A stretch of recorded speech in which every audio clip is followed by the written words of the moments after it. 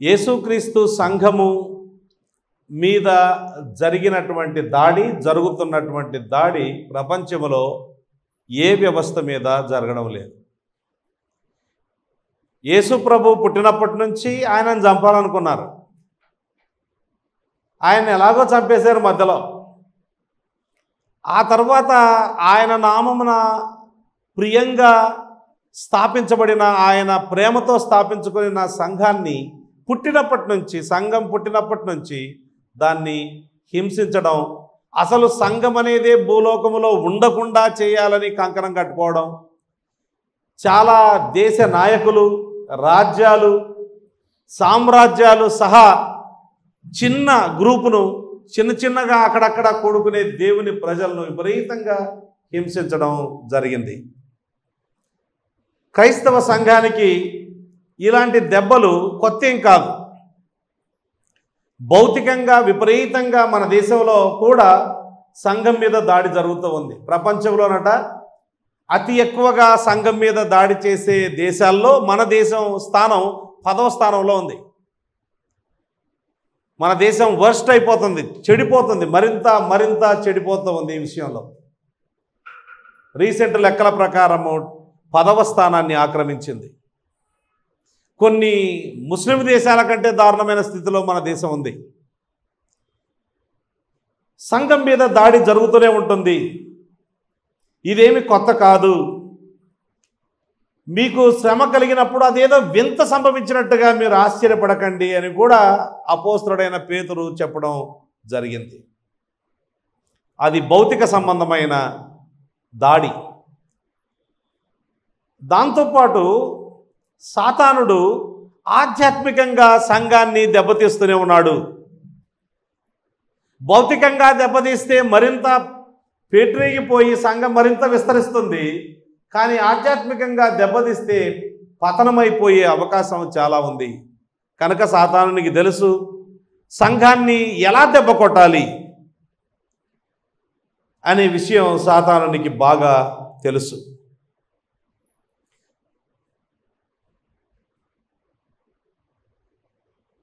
బయట నుంచి ఒక స్థానిక సంఘం ఉందనుకోండి, బయట నుంచి అబద్ధ బోధకులు సంఘాన్ని పాడు చేసే అవకాశం ఉంది. లోపల ఉండే సంఘ సభ్యుల ద్వారా కూడా సంఘం పాడయ్యే అవకాశం ఉంటుంది. అంగీకారం లేని సభ్యులు, members which are not in agreement with the church, అలాంటి వారి ద్వారా కూడా సంఘం పాడయ్యే అవకాశం ఉంటుంది. సంఘము ఎదుర్కొంటున్న 3 ప్రధానమైన పెద్ద ప్రమాదాలు ఏవి అని అడిగితే ఒక దైవజనుడు జాన్ మకార్థర్ అనే దైవజనుడు అన్నాడు, మొదటిది బైబుల్ను దెబ్బకొట్టడం, attack on the word of God, the Bible అని చెప్పాడు. సంఘం ఎదుర్కొంటున్న గ్రేటెస్ట్ డేంజర్స్లో ఇది మొదటిది. రెండవది spiritual apathy and general coldness and indifference to biblical truth and God's standard of righteousness. అంటే ఆధ్యాత్మికంగా సంఘ సభ్యులు ఆధ్యాత్మిక ఉదాసీనత కలిగి ఉండడం, అంటే యాపతి, పట్టని మనసు, ఏమీ చెయ్యరు. ఊరికే ఉంటే చాలా సంఘాన్ని పాడు చేయొచ్చట. ఊరికి ఏమీ చేయకుండా ఉదాసీనంగా ఉంటే, ఉదాసీనం అనేది కూడా పెద్ద పదం తెలుగులో, ఇంగ్లీష్లోనే బాగా అర్థమైద్దేమో. Apathy, indifference, coldness toward, general coldness toward biblical truth. వాక్యం ప్రకటించబడుతున్నా దాని విషయమై చాలా చల్లబడి ఉండడం, వాక్యాన్ని స్వీకరించలేని మనస్సు ఏర్పడడం, పట్టని మనస్సు ఉండడం, దేవుని నీతి ప్రమాణాలను లెక్క చేయకుండా ఉన్నాయిలేవి, ఉంటే ఉన్నాయి నాకేంటి అన్నట్టుగా భావించడం. ఇది రెండవ అటాక్ అట, the greatest second attack on the church, danger to the church. మూడవది ఏంటంటే ఈరోజు మనం ఇది ధ్యానం చేసుకోబోతున్నాం, attack on the unity of the church. సంఘ ఐక్యతను దెబ్బకొట్టడం. These are the 3 greatest dangers the church is facing all over the world. ప్రపంచవ్యాప్తంగా ఉండే దేవుని సంఘం ఈ 3 పెద్ద ప్రమాదాలను ఎదుర్కొంటూ ఉంది. అందులో మూడో ప్రమాదం సంఘ ఐక్యత మీద దాడి చేయడం. ఈరోజు దేవుని వాక్యాన్ని చదువుకొని ఆ తర్వాత ధ్యానం చేసుకుందాం. ఫిలిప్పీ పత్రిక 2వ అధ్యాయం. ఫిలిప్పీ పత్రిక 2వ అధ్యాయం. ఫిలిప్పీ సంఘము చాలా మాదిరికరమైన సంఘం, ఆరోగ్యకరమైన సంఘం. దేవుడు ఈ సంఘాన్ని చూసి సంతోషించే రీతిలో ఉండే సంఘం ఇది.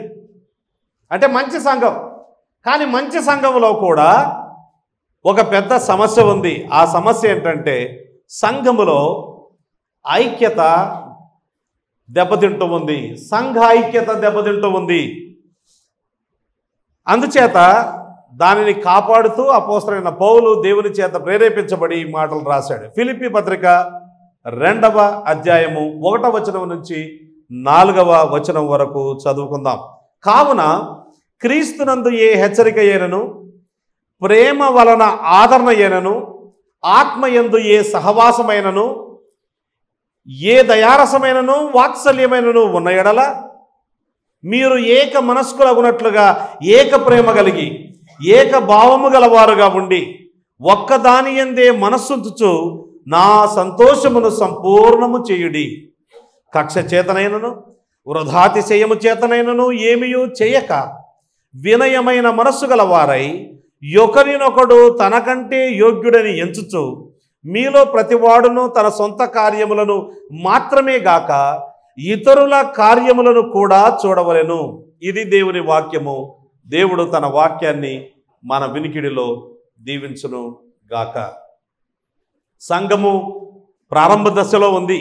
ఈ మాటలు క్రీస్తు శకము 60 నుంచి 62 ఆ మధ్యకాలంలో అపోస్తలుడైన పౌలు జైల్లో నుంచి సంఘ ఐక్యత దెబ్బతింటుంది అన్న ఉద్దేశం చేత ఈ మాటలు రాయడం జరిగింది.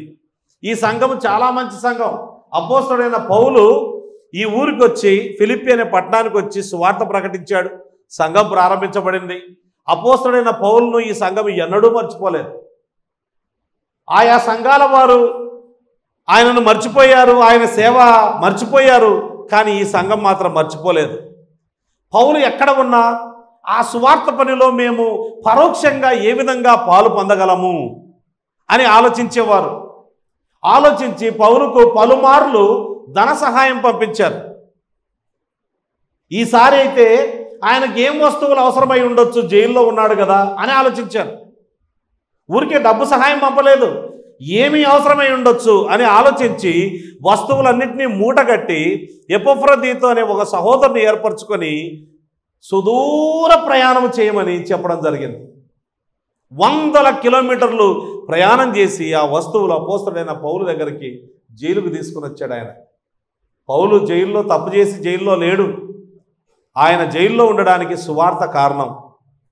కనుక వీరు సువార్త పనిలో చాలా బాగా పాలు పొందేవారు. It's a very strong church, very ideal church, very good church, very sound church. మంచి సంఘం. మంచి సంఘంలో ఉండే ఒక ప్రధానమైన సమస్య అనైక్యతరట. అందుచేత వాళ్ళు ఆ వస్తువులను పంపితే ఆ వస్తువులను తీసుకొని వారికి థ్యాంక్ యూ లెటర్ రాశాడు. ఇది థ్యాంక్ యూ లెటర్. వాస్తవానికి మీకు వందనాలండి, నా గురించి మీరు ఆలోచన చేస్తూ ఉన్నారు. మాసిదోనియాలో నేను సువార్త ప్రకటించినప్పటి నుండి, ఆ ప్రారంభం నుండి ఇప్పటి వరకు మీరు తప్ప ఏ సంఘముల వారు నాతో సువార్త పనిలో పాలివారు కాలేదు. మీరు మంచి పని చేస్తున్నారు. అసలు మీరు పంపిన వస్తువులు నేను తీసుకున్నాను, థ్యాంక్ యూ అంటూ మీరు పంపిన వస్తువులే ఒక ఆరాధన అని చెప్పాడు. అవి మనోహరమైన సువాసనయు దేవునికి ఇష్టమును ప్రీతికరమునైన యాగమునై ఉన్నాయి. మీరు దేవుణ్ణి ఇలా ఆరాధిస్తూ ఉన్నారు అని వారిని మెచ్చుకుంటూ థ్యాంక్ యూ చెబుతూ, అలాగే సంఘంలో ఏమేమి సమస్యలు ఉన్నాయి, ఎందుకంటే ఈయన సంఘాల గురించి ప్రార్థన చేసేవాడు, సంఘములను గురించిన చింత కలిగిన వాడు. కనుక అక్కడి నుంచి ఒక వ్యక్తిని పంపించారు కదా, ఎపఫ్రదీతును అడిగాడు. నాయన ఎపఫ్రదీతు, అక్కడ పరిస్థితులు ఎలా ఉన్నాయంటే అన్నీ బాగున్నాయి సార్, బాగా మేము యాక్టివ్ చర్చ్, మా సంఘం చెప్పాలంటే చాలా యాక్టివ్గా ఉంటుంది, అందరూ బాగా పనిచేస్తారు, చాలా మంచిగా ఉంటుంది. అయితే 2 స్త్రీలు ఉన్నారు, వాళ్ళు కూడా చాలా మంచి వాళ్ళు, మీతో కలిసి సేవ చేసిన వాళ్ళే. మీతో కలిసి మీకు తెలిసిన వాళ్ళే యువోదియ సొంటికే అనే ఇద్దరు స్త్రీలు, వాళ్ళిద్దరి మధ్యలో గొడవ అయింది, సమాధానం లేకుండా అయిపోయింది సంఘంలో, సంఘ ఐక్యత దెబ్బతింటుంది అని అంటే దాన్ని ఉద్దేశించి ఆయన ఈ ఉత్తరం రాయడం జరిగింది. 2వ అధ్యాయము అంతా కూడా అదే. వాస్తవానికి మనం 5వ వచనం నుంచి యేసుప్రభు ఉన్నత్యం అనుకుంటాం, కానీ అసలు మొదటి 4 వచనాలను వివరిస్తూ మిగతా వచనాలన్నింటినీ కూడా ఆయన చెప్పాడు. 5వ వచనము నుంచి 11వ వచనం వరకు యేసుప్రభువును మాదిరిగా పెట్టాడు. యేసుప్రభు ఇంత గొప్పవాడే, అయినా ఇంతగా తగ్గించుకున్నాడు. మనం అలాంటి మనసు కలిగి ఉండాలి. ప్రతివాడు తన సొంత కార్యములను మాత్రమే కాక యేసుక్రీస్తు కార్యములను చూడాలి. అందుకు నిలువెత్తు నిదర్శనం యేసుప్రభు అని యేసుప్రభుని నిదర్శనంగా పెట్టాడు. ఆ తర్వాత పౌలు అంటాడు, ఈ సంఘము కోసం నేను నా ప్రాణాలు పెట్టడానికైనా సిద్ధమే. ఇప్పుడు నేను బంధకాల్లో ఉన్నా, జైల్లో ఉన్నా, నన్ను చూసైనా మీరు నేర్చుకోండి. నేను కేవలం నా కొరకే నేను బ్రతకడం లేదు, సంఘ క్షేమాభివృద్ధి కొరకు నేను బ్రతుకుతూ ఉన్నాను అంటూ ఆ తర్వాత తిమోతిని మాదిరిగా పెట్టాడు. తిమోతి సంఘాల విషయమై ఎంత ప్రయాసపడుతున్నారో, అసలు తిమోతికి ఉన్న మనసు, తిమోతి లాంటి వ్యక్తి మరొకరు నా దగ్గర లేరు. ఎంతోమంది అపోస్తలుడైన పౌలుతో కలిసి పనిచేశారు, కానీ తిమోతి లాంటి వ్యక్తి లేడు అంటూ, అంతెందుకు మీ ఊళ్ళోని వ్యక్తి గురించే చెప్తూ ఉన్నాను, ఎపఫ్రదీతు. అబ్బబ్బబ్బా, అసలు ఎపఫ్రదీతు లాంటి మనస్సు అందరికీ ఉంటే కనుక ఇక అది చాలు అని ఆయన చెప్పడం జరుగుతూ ఉంది. కనుక మొత్తానికి ఈ అధ్యాయం అంతా ఏంటంటే సంఘము ఐక్యంగా ఉండాలి, అది ఇక్కడ చెప్పే విషయం. సంఘ ఐక్యత అనేది చాలా ప్రాముఖ్యమైన అంశం. సంఘములో ఐక్యత లేకపోతే అది ప్రభువును దుఃఖపరుస్తుంది. దేవుని సేవకులు సంఘ ఐక్యత కొరకు ఎల్లప్పుడూ ప్రయత్నం చేయాలి, ప్రార్థన చేస్తూనే ఉండాలి. ఎందుకంటే ఫ్రాక్చర్డ్ చర్చ్ ఈజ్ ఆ స్పిరిచువలీ వీక్ చర్చ్. ఇప్పుడు హ్యానకు కాలు స్ప్రెయిన్ అయింది, లేదా కొంతమందికి కాలు విరుగుతుంది. విరిగినప్పుడు ఏమైందండి? వీక్ అయిపోతారు మనుషులు. ఇంతకుముందు పరిగెత్తినట్టుగా పరిగెత్తలేరు, ఇంతకుముందు తిరిగినట్టుగా తిరగలేరు. చిన్న ఒక వేలుకు, చిటికన వేలుకు వేలు విరిగితే కూడా మన ఏమంటారు, మనం చేసే పనుల్లో తేడా వచ్చేస్తుంది, బలహీనమైపోద్ది. అలాగే సంఘములో చిన్న చిన్న అనైక్యత, డిస్యూనిటీ ఎక్కడ కనపడినా, ఎవరిలో కనపడినా, ఎక్కడ కొంచెము చిన్న డిస్యూనిటీ చోటు చేసుకున్న సంఘము ఆధ్యాత్మికంగా బలహీనమైపోద్ది. ఆ విషయాన్ని మనం గమనించాలి. విలియం బార్క్లే అనే గొప్ప కొత్త నిబంధన పండితుడు ఆయన ఈ విధంగా అన్నాడు, one danger which threatened the Philippian church was that of a disunity. There is a sense in which that is the danger of every healthy church అన్నాడు. ఒక విధంగా చెప్పాలంటే ఆ ఫిలిప్పీ సంఘము ఎదుర్కొంటున్న ఆ డేంజర్, ఆ ప్రమాదము ప్రతి ఆరోగ్యకరమైన సంఘములో ఆ ప్రమాదము పొంచి ఉన్నది. ప్రపంచంలో ఏ ఆరోగ్యకరమైన మంచి సంఘం అని పేరు కలిగి ఉంటుందో అలాంటి సంఘంలో ఈ డేంజర్ ఉంటుంది. బాగా గుర్తుపెట్టుకోవాలి. It is when people are really in earnest, when their beliefs really matter to them, that they are apt to get up against each other. నిజంగా ప్రతి ఒక్కరూ తీవ్రంగా పనిచేస్తున్నప్పుడు, వారి నమ్మకాలు బలమైనవిగా ఉన్నప్పుడు ఖచ్చితంగా ఇలాంటివి జరిగే అవకాశం ఉంటుంది. The greater their enthusiasm, the greater the danger that they may collide. వాళ్ళకి ఎంత తీవ్రత పెరుగుతుందో దేవుని సేవించాలని, అంతే తీవ్రతతో ఒకరితో ఒకరు కొట్లాడుకోవడం, ఒకరితో ఒకరు మాట్లాడుకోకపోవడం, ఒకరిని చూసి ఒకరు పలకరించకపోవడం, ఇలాంటివి ఢీకొట్టుకోవడం, ఇలాంటివన్నీ జరుగుతాయి. It is against that danger Paul wish to safeguard his friends అని అన్నాడు. అంటే ఆరోగ్యకరమైన సంఘానికి ఉన్న ప్రధానమైన సమస్య డిస్యూనిటీ. అది కుటుంబంలో కూడా వాస్తవం కావచ్చు. కనుక డిస్యూనిటీ రాకుండా మనము ప్రయత్నం చేయాలి. దానికి ఇక్కడ ఈ 4 వచనాల్లో ఒక 3 విషయాలు చెప్పడం జరిగింది. మొదటి విషయం చూద్దాం, చూడండి. మొదటి విషయం స్ఫూర్తి. స్ఫూర్తి 2వ అధ్యాయము 1వ వచనములో స్ఫూర్తి, మోటివేషన్, మీరు కలిసి ఉండండి అని చెప్తూ ఉన్నాడు. ఇంకా ఇంకో చోట అయితే చాలా పెద్ద మాట కూడా వాడడం జరిగింది. ఎఫెసీ పత్రిక 4వ అధ్యాయంలో 1వ వచనంలో ఈ విధంగా వ్రాయబడింది, కాబట్టి మీరు సమాధానమును బంధము చేత ఆత్మ కలిగించు ఐక్యమును కాపాడుకున్నట యందు శ్రద్ధ కలిగిన వారై అని ఉంటుంది. శ్రద్ధ అనే మాట చాలా ప్రాముఖ్యమైన మాట. అక్కడ శ్రద్ధ అనే మాటకు గ్రీకులో స్పౌడాజ్ అనే పదం వాడారు. స్పౌడాజ్ అంటే చాలా తీవ్రతతో కృషి చేయడం అన్నట్టు. సంఘము ఐక్యతగా ఉండడానికి పరిశుద్ధాత్మ దేవుడు సంఘములో ఐక్యత సృష్టిస్తాడు. సంఘస్థులు ఆ ఐక్యతను కాపాడుకోవాలి. కొత్తగా పెళ్ళైనప్పుడు భార్యాభర్తల మధ్యలో దేవుడు పరలోకము నుండి ఫెవికాల్ పోస్తాడు, వారిద్దరూ అతుక్కునేటట్లు. ఆ తర్వాత ఫెవికాల్ కొంచెము పొయ్యడం మానేస్తాడు. వాళ్ళు నేర్చుకోవాలి, ప్రయత్నం చేయాలి. పరలోకపు జిగురు పరలోకం నుంచి పోస్తాడు. అందుకే ఆత్మ కలిగించు ఐక్యము అనుంది. మనం సృష్టించుకోం ఐక్యం, ఆత్మదేవుడు కలిగిస్తాడు. హే ప్రభు యేసు, హే ప్రభు యేసు, హే ప్రభు దేవ సుత అనే ఆ పాటలో ఓ మాట ఉంటుంది. శత్రువుల మధ్యలో భావం ఏంటంటే, శత్రువుల మధ్యలో సఖ్యతను కలగజేసేది యేసుప్రభు రక్తమే, యేసుప్రభు శిలువలో చేసిన కార్యమే. యేసుప్రభువే ఆ కార్యం చేస్తాడు. కనుక దేవుడు సృష్టిస్తాడు ఈ ఐక్యత. మనం దాన్ని కాపాడుకోవాలి. ఎట్లా కాపాడుకోవాలంటే విపరీతమైన ప్రయత్నం చేయాలి.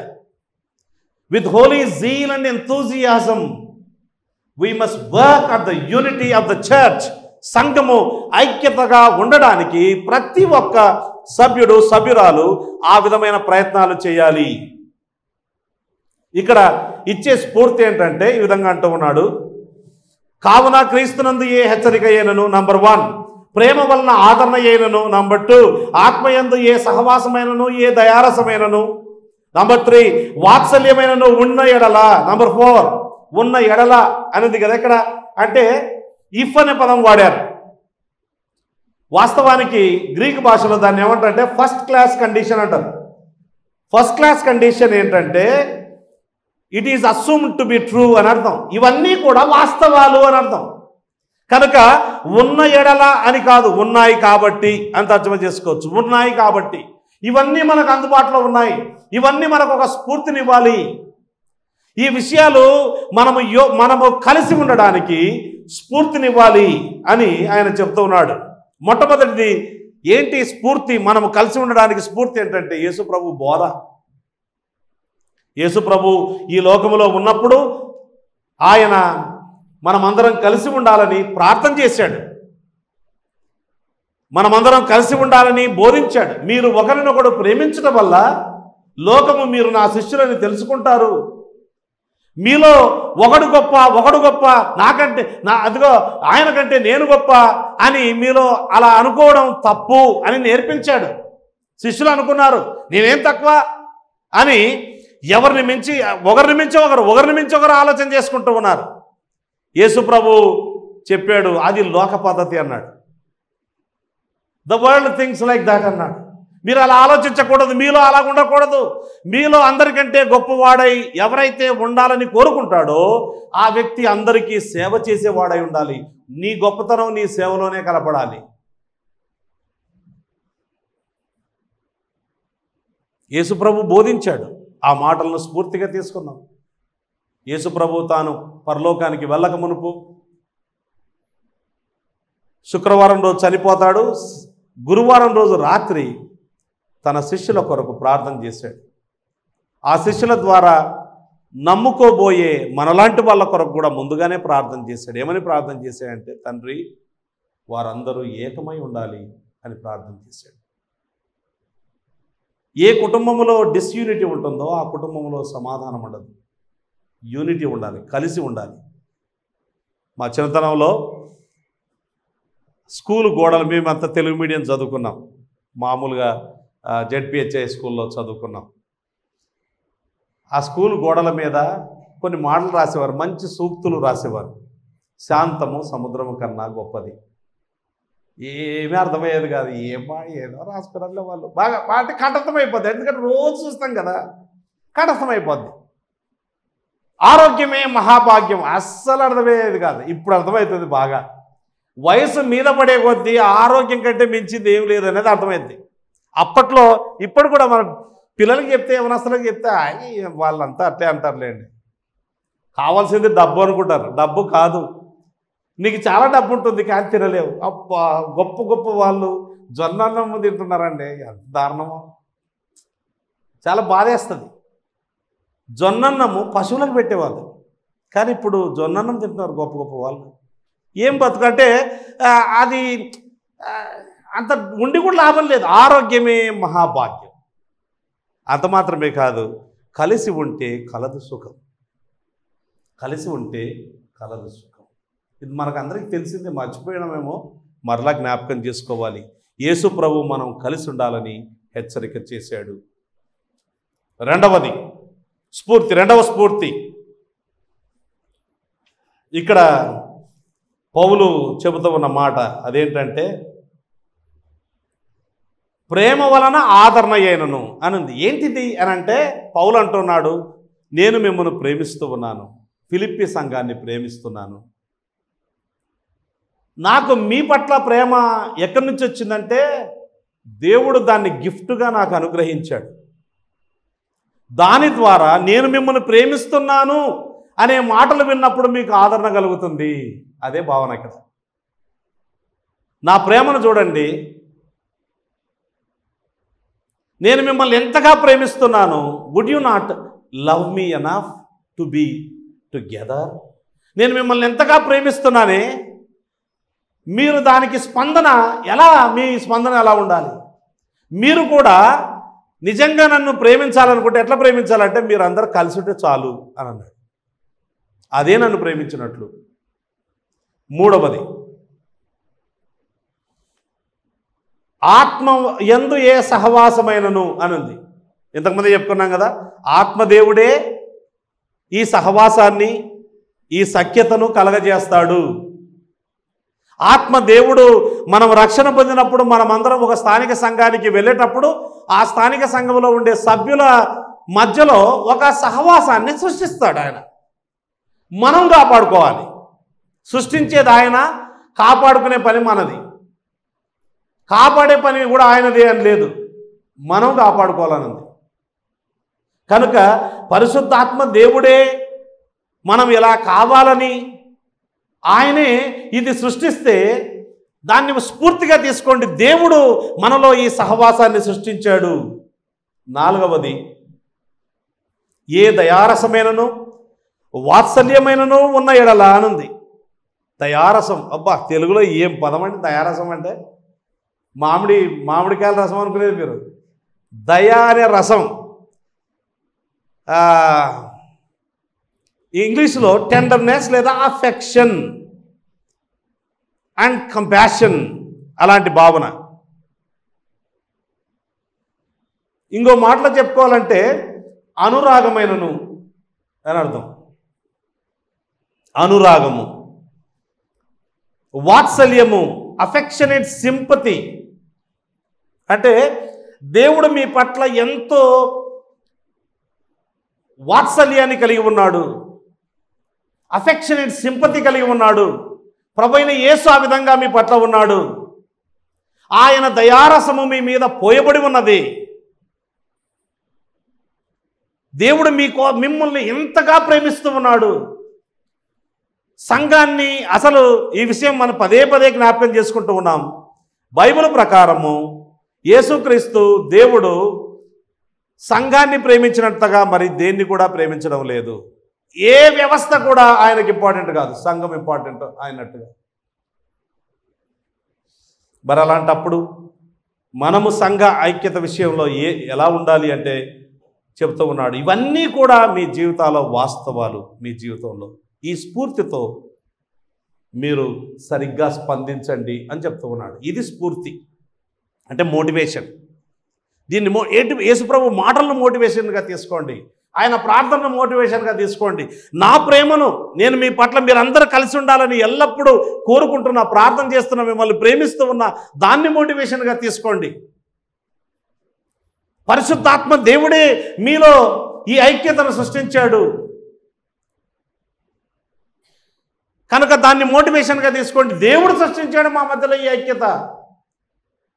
ఆ దేవుడు మా పట్ల అనురాగాన్ని కలిగి ఉన్నాడు, సింపథెటిక్ అఫెక్షన్ కలిగి ఉన్నాడు. కనుక మనం దీన్ని ఒక మోటివేషన్గా తీసుకొని ఎలా స్పందించాలి అని అంటే ఇక్కడ చెప్తూ ఉన్నాడు, స్పందించే విధానం చెప్తున్నాడు. నంబర్ 1 2వ వచనంలో ఈ విధంగా రాయబడింది. 2వ అధ్యాయం 2వ వచనం, మీరు ఏక మనస్కులగునట్లుగా ఏక ప్రేమ కలిగిన ఏక మనస్కులుగా ఉండాలి అని అన్నాడు. ఇది మొదటిది.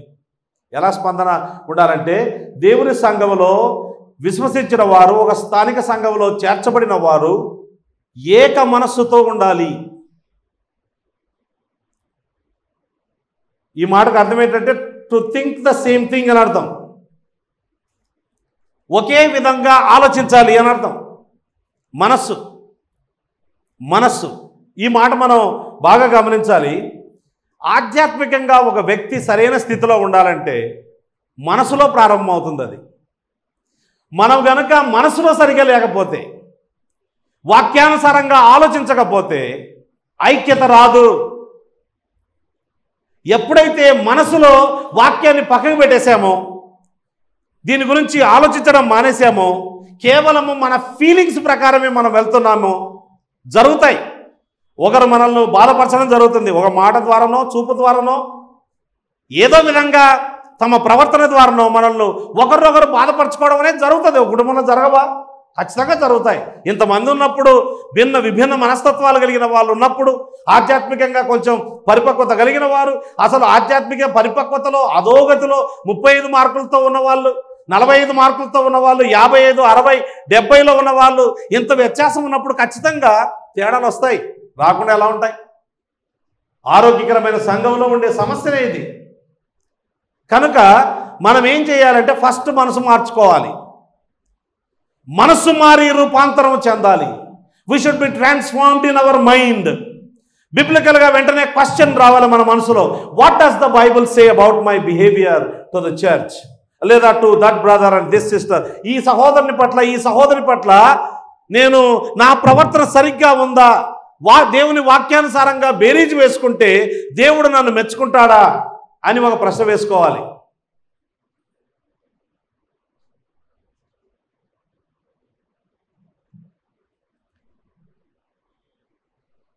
మనమందరము కలిసి ప్రయత్నం చేయాలి. మీరందరూ ఏక మనస్కులు కావాలి అంటున్నాడు. ఒకే మనస్సు వీరందరికీ ఉంది అన్నట్టుగా మీరు అలాంటి భావనతో ఉండాలి. జెన్యూన్ అగ్రిమెంట్ రావాలి. బయటికి మాత్రం కలిసి పనిచేస్తూ మనసులో మాత్రం తూర్పు పడమరలు ఎంత దూరంగా ఉన్నాయో అంత దూరంగా ఉంటే సంఘ ఐక్యత కొనసాగదు, కుటుంబ ఐక్యత కొనసాగదు. మనసులో మార్పు రావాలి, దేవుని వాక్యాన్ని జ్ఞాపకం చేసుకోవాలి.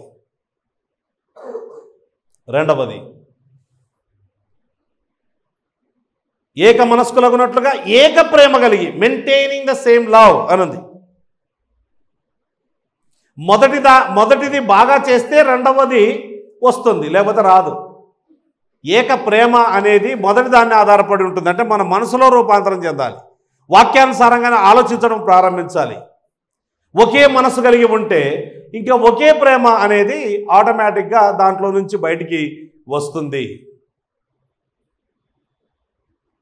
ఎమోషనల్ లెవెల్లో, ఎమోషనల్గా అంటే భావోద్రేకాల పరంగా అందరినీ ఈక్వల్గా ఎవరు ప్రేమించలేరు. ప్రేమించగలుగుతారా? మీ గురించి మీరు ఆలోచన చేసుకోండి. మీ గురించి, ఎవరి గురించి? నా గురించి నేను ఆలోచన చేసుకుంటాను. అందరినీ సంఘములో అందరినీ ఈక్వల్గా ప్రేమించడం సాధ్యమా? భావోద్రేకాల పరంగా సాధ్యం కాదు. ప్రపంచంలో ఎక్కడ సాధ్యం కాదు ఇది. సంఘములో కొంతమంది మీకు చాలా క్లోజ్ ఫ్రెండ్స్ అవుతారు. వాళ్ళతో మెలిగినట్లుగా ఇతరులతో మెలగలేరు. ఇతరులను ద్వేషిస్తున్నారని కదా దాని భావం. చూడండి, ప్రతి ఒక్కరికి ఫ్రెండ్స్ ఉంటారు ఇక్కడ చర్చిలో. ఒకరితో మూవ్ అయినట్టుగా ఇంకొకరితో మూవ్ కాలేరు. It is impossible. మరి ఏక ప్రేమ కలిగి అనంటే అందరినీ ఈక్వల్గా ప్రేమించడం అంటే నాట్ ఎమోషనలీ. గుర్తుపెట్టుకోవాలి, అసలు ఇక్కడ ప్రేమ అనే మాటకు అర్థం ఏంటంటే it is the love of the will, not of preference or attraction. ఇది అట్రాక్షన్కి సంబంధించింది కాదు, ఒక తీర్మానానికి సంబంధించింది. ఈ వ్యక్తి, నేను ఈ స్థానిక సంఘంలో సభ్యునిగా ఉన్నాను కాబట్టి, సభ్యురాలుగా ఉన్నాను కాబట్టి ఈ వ్యక్తిని నేను ప్రేమించాలి, ఈ వ్యక్తిని నేను గౌరవించాలి, అంతే. కొంతమందితో ఇంకా కొంచెం డీప్ ఫ్రెండ్షిప్ ఏర్పడుతుంది.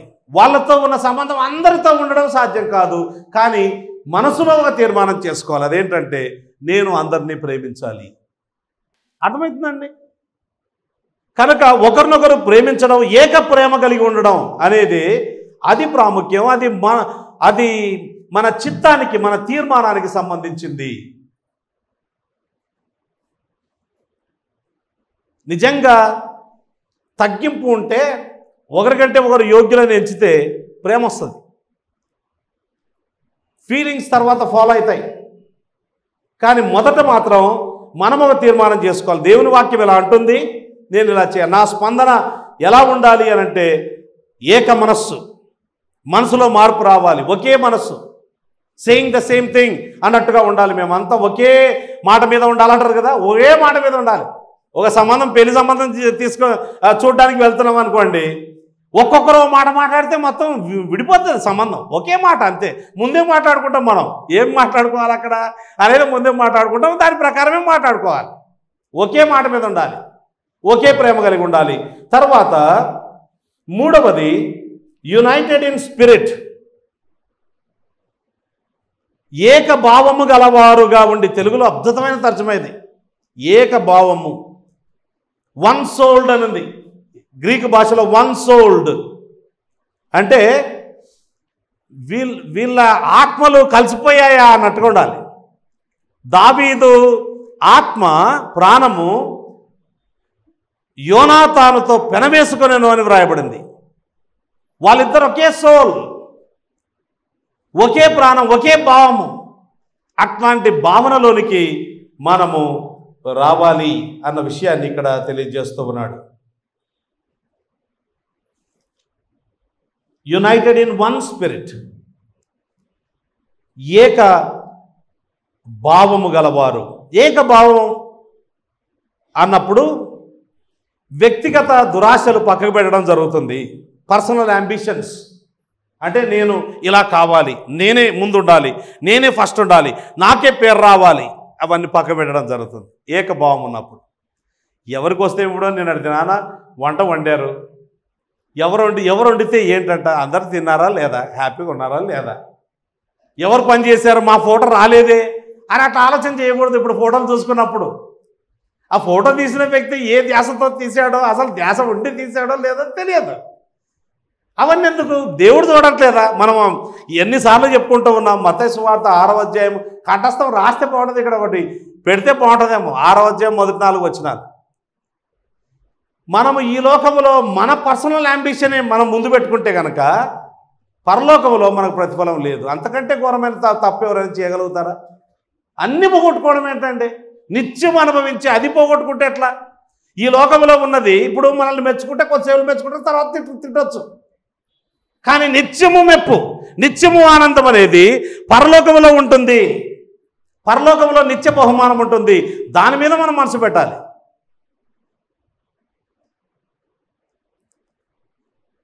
కనుక you should set aside personal ambition, selfishness, స్వార్థాన్ని పక్కకు పెట్టాలి, ద్వేషాన్ని పక్కకు పెట్టాలి, అసూయను పక్కకు పెట్టాలి, ఇంకా ఇలాంటివి అనేకమైన తప్పులన్నిటినీ కూడా పక్కకు పెట్టాలి.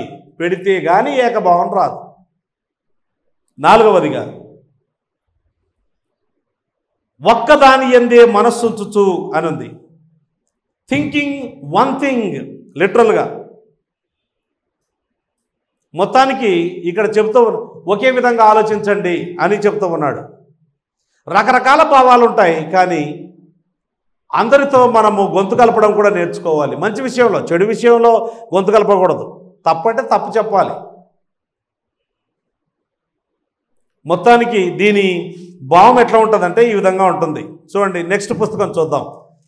కొలసై పత్రిక 3వ అధ్యాయం 12వ వచనం నుంచి చదివితే, కాగా దేవుని చేత ఏర్పరచబడిన వారును పరిశుద్ధులను ప్రియులునైన వారికి తగినట్లు మీరు జాలిగల మనస్సును, దయాళుత్వమును, వినయమును, సాత్వికమును, దీర్ఘశాంతమును ధరించుకొనుడి. ఎవడైనను తనకు హాని చేసినని ఒకడు అనుకుని ఎడల ఒకరినొకడు సహించుచు ఒకరినొకడు క్షమించుడి. ప్రభువు మిమ్మును క్షమించిన లాగున మీరును క్షమించుడి. వీటన్నిటిపైన పరిపూర్ణతకు అనుబంధమైన ప్రేమను ధరించుకొనుడి. క్రీస్తు అనుగ్రహించు సమాధానము మీ హృదయములలో ఏలుచుండనీయుడి. ఎందుకొరకే మీరొక్క శరీరముగా ఉండుటకు పిలువబడితిరి మరియు కృతజ్ఞులై ఉండుడి. సంగీతములతోనూ కీర్తనలతోనూ ఆత్మ సంబంధమైన పద్యములతోనూ ఒకరికి ఒకడు బోధించుచు బుద్ధి చెప్పుచు కృపాసహితముగా మీ హృదయములలో దేవుని గూర్చి గానము చేయుచు సమస్త విధములైన జ్ఞానముతో క్రీస్తు వాక్యము మీలో సమృద్ధిగా నివసింపనీయుడి. ఇంతవరకు చెప్పిన మాటలన్నీ సారాంశం ఇదే. ఇది రెండవది. మూడవ విషయం చెప్పుకొని ముగించుకుందాం. మూడవది ఏంటంటే సహాయం. మొదటిది స్ఫూర్తి, రెండవది స్పందన, మూడవది సహాయం. అపోస్తలుడైన Paul is trying to help them. ఎలా చేయాలి పని?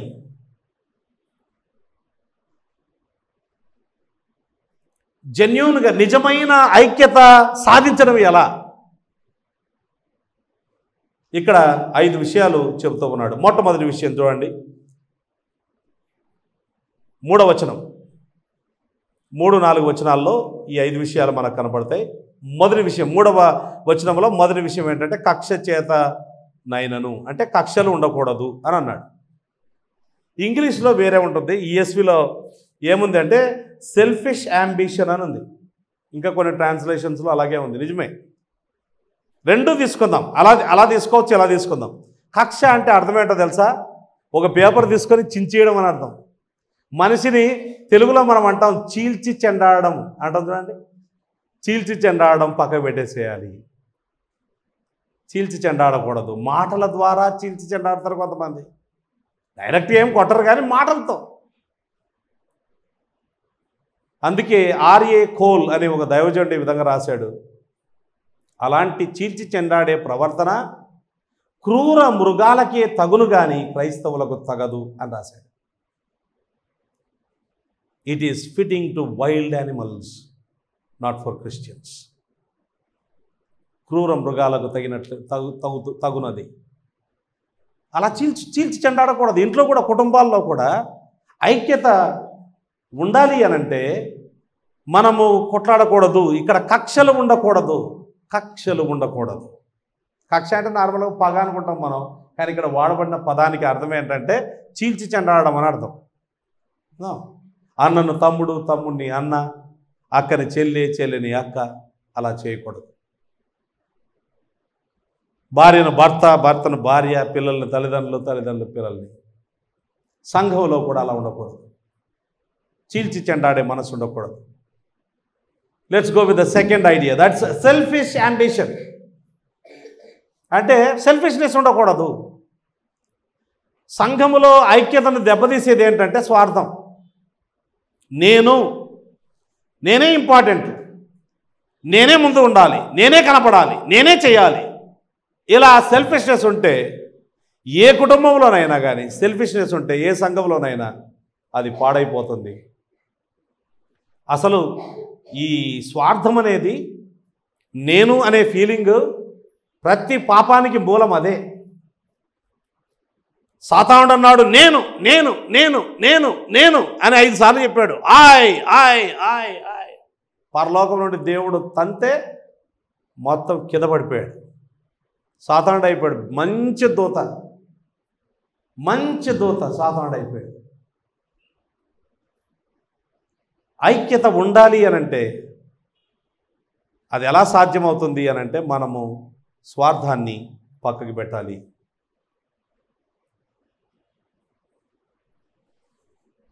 దీన్ని ఫిలాసఫీ మాటలో చెప్పాలంటే మీ ఫస్ట్ మెంటాలిటీ. పాటలు, సండే స్కూల్ పాట, నేనే ఫస్ట్గా అందరికంటే నేనే ఫస్ట్గా. మంచిదే, నువ్వు ఫస్ట్ వచ్చావు మంచిదే, కానీ ఆ సెల్ఫిష్నెస్ నేర్పించకూడదు మళ్ళీ సండే స్కూల్ పిల్లలకు. గొప్పతనం ఏంటో నెక్స్ట్ మాటల్లో ఉంది. అసలు రియల్ గొప్పతనం ఇక్కడ ఉంటుంది. యేసు ప్రభువు నేనే ఫస్ట్ అని కేవలం తన గురించి తాను ఆలోచన చేసుకొని ఉంటే ఈరోజు మనం ఇక్కడ కూర్చొని ఉండేవాళ్ళం కాదు. ఆయన నేను వెళ్ళను, మానవుల కొరకు నేను చనిపోను అని అనుకుని ఉంటే, నేను ఇంత గొప్ప దేవుణ్ణి కదా, సమస్తము నావే కదా, నేను ఇప్పుడు మానవుని అయిపోయి దాసుని స్వరూపము ధరించుకొని నన్ను నేను రిక్తునిగా చేసుకొని సిలువ మరణము పొందినంతగా ఇంతగా తగ్గించుకోవడం నా వల్ల కాదు అని అంటే ఈరోజు మనం ఇక్కడ ఉండేవాళ్ళం కాదు. సేమ్ థింగ్, గొప్ప విషయాలు జరగాలి అంటే, ప్రజలకు మేలు జరగాలి అని అంటే స్వార్థం పక్కకి పెడితేనే కానీ ప్రజలకు మేలు జరగదు. స్వార్థం పక్కకి పెట్టాలి. Selfish ambition has no place in the family of God. రెండవది చూడండి, అక్కడ సమయం లేదు కాబట్టి త్వరగా వెళ్ళిపోవాలి. వృధాతిశయము చేతనైనను ఏమీ చేయక అన్నది. అప్ప ఎంత మంచి మాట. అసలు తెలుగులో కొన్ని తర్జుమా వింటూ ఉంటే, అంటే చదువుతూ ఉంటే ఆనందం వేస్తుంది. అసలు ఇంగ్లీష్లో కూడా ఇంత బాగా రాదు ట్రాన్స్లేషన్. ఇంగ్లీష్లో ఏమన్నదంటే ఎంటీ కాన్సీట్ లేదా కాన్సీట్ అనే పదం వాడారు. వృధాతిశయము, వట్టి మహిమ, వెయిన్ గ్లోరీ.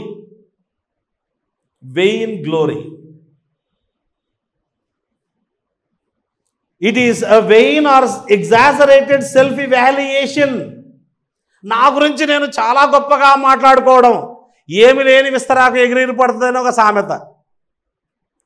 ఏమి లేకపోయినా మనం ఎగిరిని పడడం అనేది అది అంటే సరైనది కాదు. అందుకే నిండు కుండ తొనకదు అని అంటారు. నిండు కుండలో సగం మాత్రమే నీళ్ళు పోసుకొని నడవండి. ఇక చూడండి, ఇక్కడ నుంచి ఆ కిందికి దిగే లోపల అవి అటు ఇటు మనల్నే ఊపుతుంది. అది నిండు కుండ పెట్టుకొని మీరు నడవండి, చాలా కుదురుగా ఉంటుంది.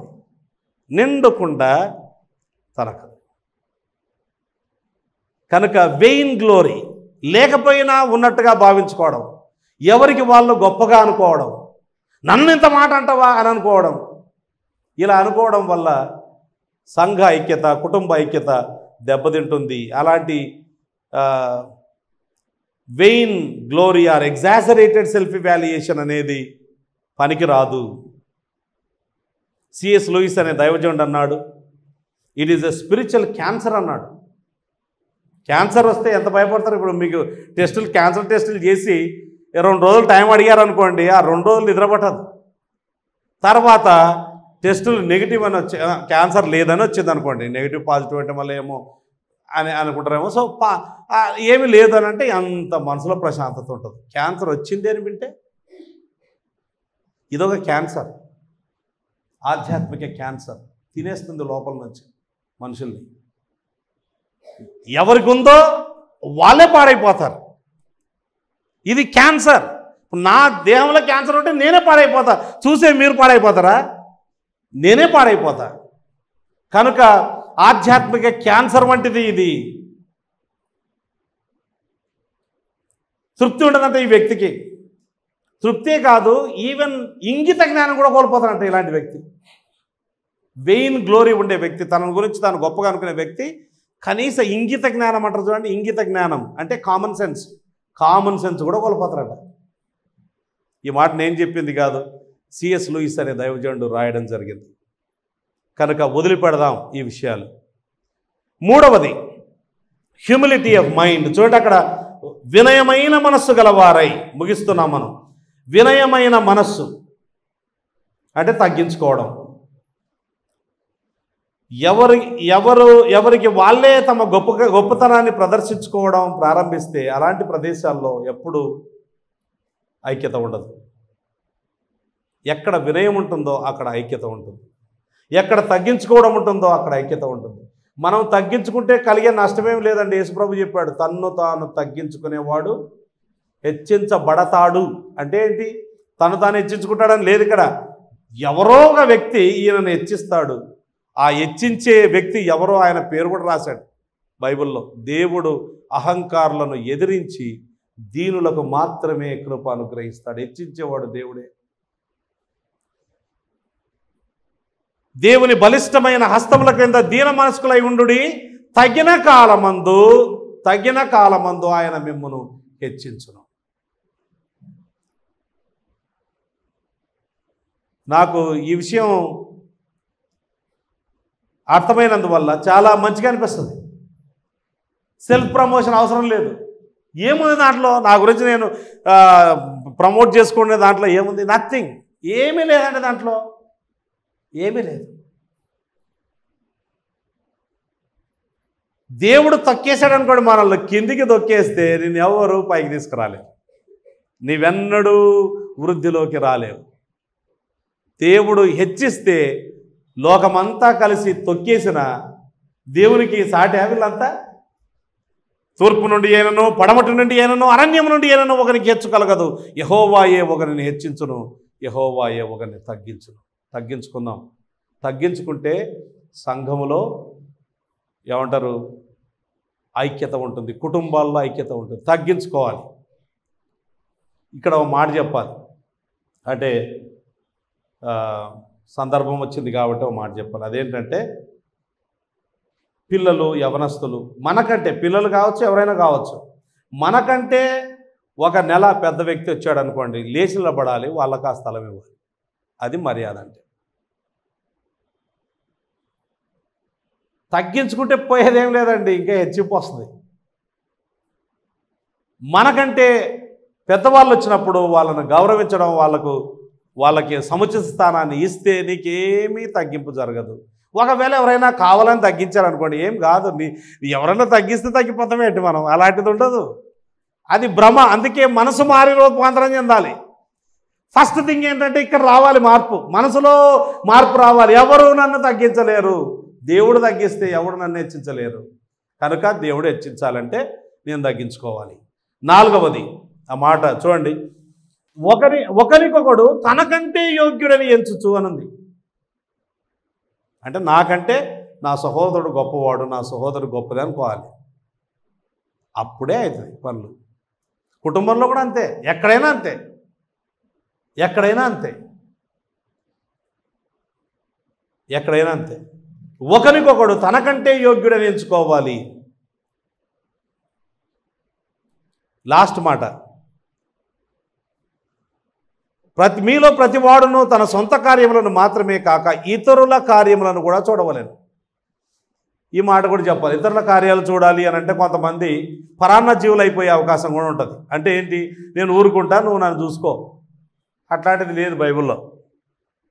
చూడండి, గలతీ పత్రిక 6వ అధ్యాయంలో ఈ విధంగా రాయబడింది. 6వ అధ్యాయం 2వ వచనం, ఒకని భారములను ఒకడు భరించి ఈలాగు క్రీస్తు నియమమును 6:2 గలతీ 6:2 ఈలాగు క్రీస్తు నియమమును పూర్తిగా నెరవేర్చుడి, ఒకరి భారంలో ఒకటి భరించుడి అని అంటే, ఇప్పుడు మనం దాన్ని అడ్వాంటేజ్గా తీసుకొని నేను ఊరుకుంటా, మీరు చేస్తూ ఉండండి, అట్లా అనుకోవద్దు. నెక్స్ట్ చూడండి, నెక్స్ట్ ఉంది, ఆ కిందికి వస్తే 5వ వచనం, ప్రతి వాడును తన బరువు తానే భరించుకొనవలెను కదా.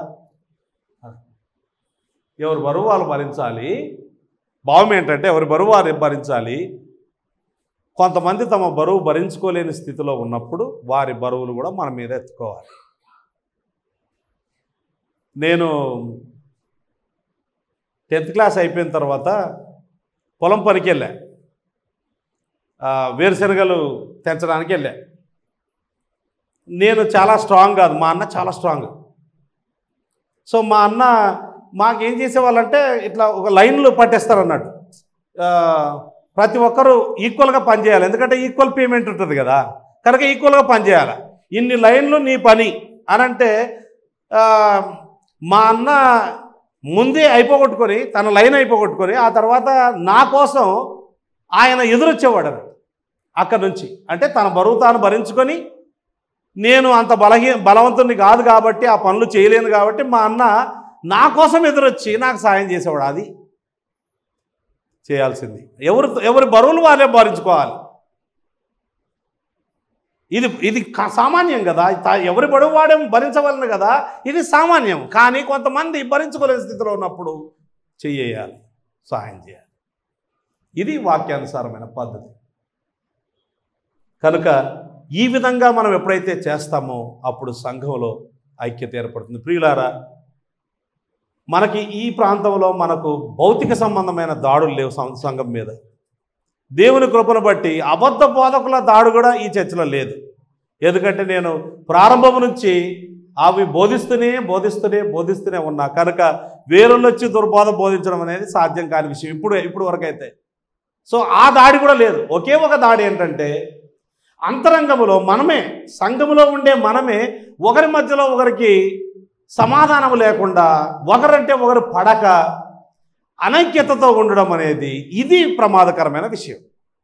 దీన్ని మనము ఇందులో నుంచి బయటికి రావాలి.